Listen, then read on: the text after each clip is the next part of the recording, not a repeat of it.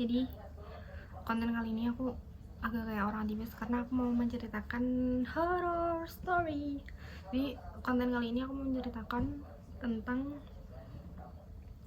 cerita horor yang aku alami sendiri.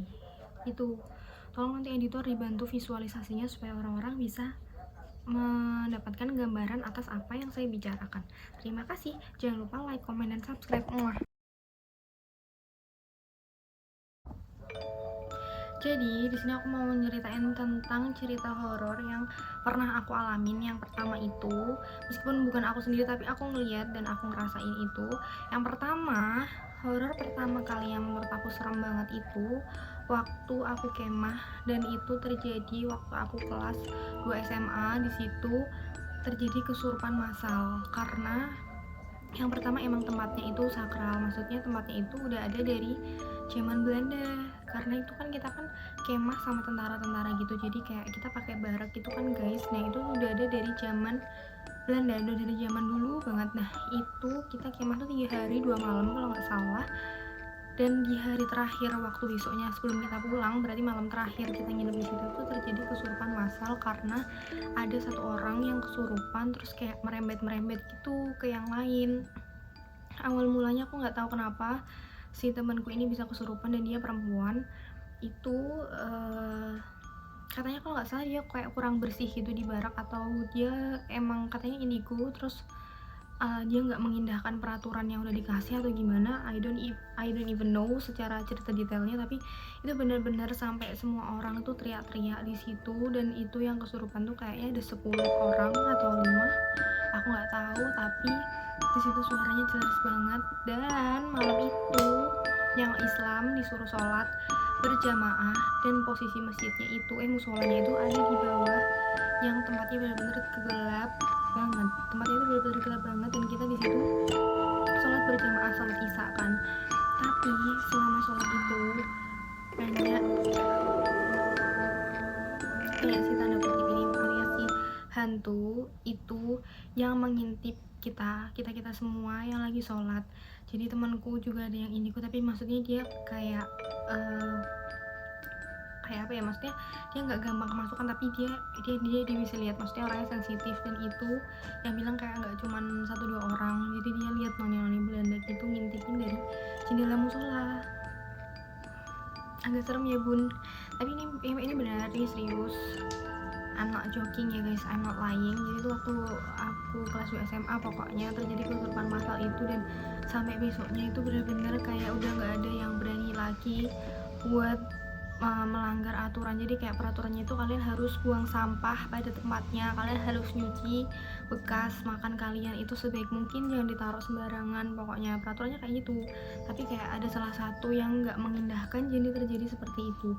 Dan itu benar-benar yang, maaf ya, yang non Islam itu juga berdoa kenceng-kenceng karena kayak nggak mengenal agama gitu loh. Jadi kayak di situ di satu ruangan di atas itu, jadi kan lah ini lapangan, terus di atas itu tempat kayak UKS, terus kayak tempat ibadah yang non muslim, yang muslim kan di bawah kan gitu kan. Nah kita dari kumpul lapangan itu kita udah dimarah-marahin sama tentaranya karena kita gak mau mengindahkan peraturan itu. Jadi kayak satu angkatan itu kena, dan itu benar-benar serem banget. Itu pengalaman terseram sih menurutku, karena aku kayak ngerasain sendiri, itu tuh benar-benar serem banget guys. Walaupun aku bukan indigo, tapi hawanya itu, karena di sana kan kita kan di atas ya, dingin, terus kita tuh tahu kalau misalnya itu tuh tempatnya kayak gitu deh, pokoknya gitu deh. Itu pengalaman yang pertama. Terus pengalaman yang kedua ini aku dari keluarga aku sendiri, kayak tepatnya dialamin sama tanteku. Jadi dulu banget itu tahun berapa ya, berarti 2018 atau 2019 aku lupa.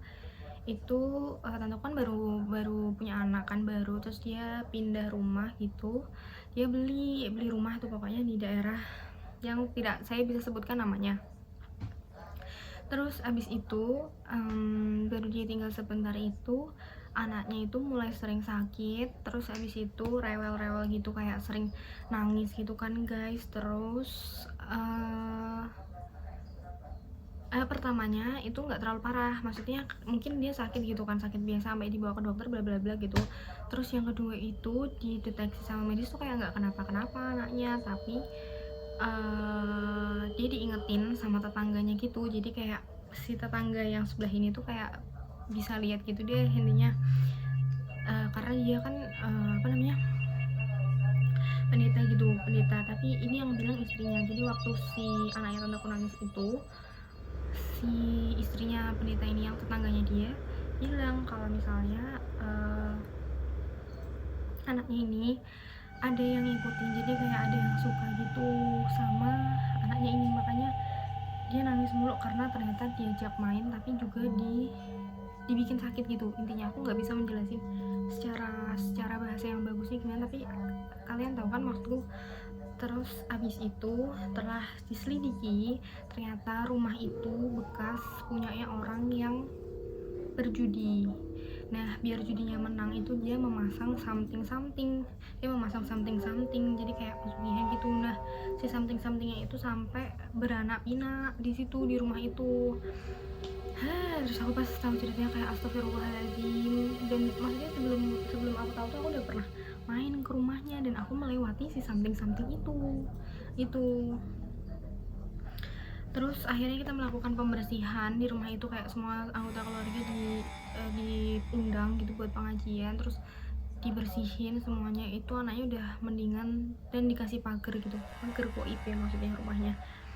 Tapi si anak itu masih bisa lihat terus loh, maksudnya si something itu masih suka ngajakin main, tapi udah nggak bisa masuk gitu ke dalam rumahnya. Tapi udah alhamdulillah, maksudnya udah nggak kenapa-kenapa, walaupun sebenarnya si somethingnya itu tuh kayak agak susah diusirnya gitu loh guys. Jadi itu kan sampai beranak pinak, yang baru bisa dikeluarin tuh anaknya, ibunya by proses, kayak pembersihannya nggak cuman pengajian itu nggak cuman 1 kali 2 kali, jadi kayak sering gitu loh. Terus abis itu tahun 2021 ini barusan kemarin aku tahu kalau misalnya ternyata kan rumahnya direnovasi kan, di atas itu juga ada something lain, tapi katanya itu bagian dari keluarga kita.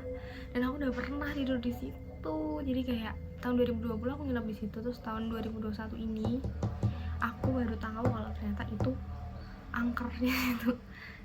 Tapi ya udah deh, maksudnya aku kan nggak mengganggu, selama aku nggak mengganggu it's fine nggak sih. Jadi itu dulu cerita horor dari aku, meskipun mungkin kalian kurang bisa mendapatkan gambaran, tapi cerita dari aku jelas kan ya, cukup jelas kan ya. Oke, terima kasih. Ngejar ini apa namanya, ngejar konten, karena sebentar lagi deadline, kita wajib mengupload minimal 20 video. Jadi saya membuat video ini dengan sukaria, dengan senang hati. Bismillah ya, semoga subscriber kita The Vibe Stories ini bertambah, amin, bertambah banyak, amin. Ini kayak konten-konten simpel aja, yang penting kalian nonton dan kalian merasa terhibur, buat kalian yang merasa gabut khususnya. Oke. Kayak aku tuh menyadari kalau misalnya tanganku kayak gini-gini dari tadi, tapi nggak apa-apa karena itu nambahin aja. Tapi karena itu nggak tahu refleks ya, maaf ya, itu kan kayak gitu. Oke, jangan lupa like, comment, dan subscribe.